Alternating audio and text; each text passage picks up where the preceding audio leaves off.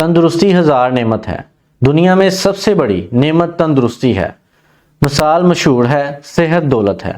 ہفت اقلیم کا بادشاہ اگر بیمار ہے تو اس کے جا وحشم کے باوجود اسے غریب سمجھو، لیکن اگر ایک مفلس کلاش مزدور دولت صحت سے مالا مال ہے تو وہ دولت مند ہے۔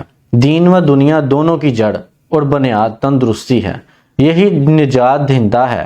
تندرستی کا دیگر صحت انسان کی زندگی کی جڑ ہے، جو بہشت کی مند ہمیشہ راحت بخش ثابت ہوتی ہے۔ ہر شخص اپنی عمر گھٹانے اور بڑھانے میں آزاد ہے، خواہ اپنے افعال بد کی دولت لقمہ اجل بن جائے، خواہ حفظ و صحت کے اصول کا پابند رہ کر ہمیشہ راحت اور آرام سے زندگی بسر کرے۔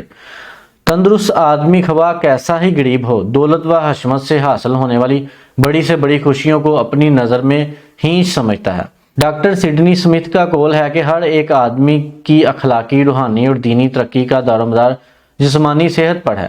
دکھی زندگی میں آرام و اطمینان قلب کی خواہش ایک وہم ہے، اور دکھ سے بھری ہوئی زندگی کے مقابلے میں مر جانا ہزار درجے بہتر ہے، اور کہ انسان کا 100 سال کی زندگی پوری ہونے سے پہلے ہی مر جانا گناہ عظیم ہے۔ اکثر بزرگوں نے مذہب کا ذریعہ جسم ہی کو تسلیم کیا ہے اور بتایا ہے کہ کامیابی کی کنجی دینی اور دنیاوی ترقی نیز حصول راحت کا سب سے بڑا وسیلہ ہمارا جسم ہے۔ کس قدر ظلم اور افسوس کا مقام ہے اپنی ہی لاپرواہی اور لمحہ بھر لطف دینے والی نفسانی خواہشات کی خاطر اپنے جسم کو موذی امراض کے کنویں میں ڈال دیتے ہیں۔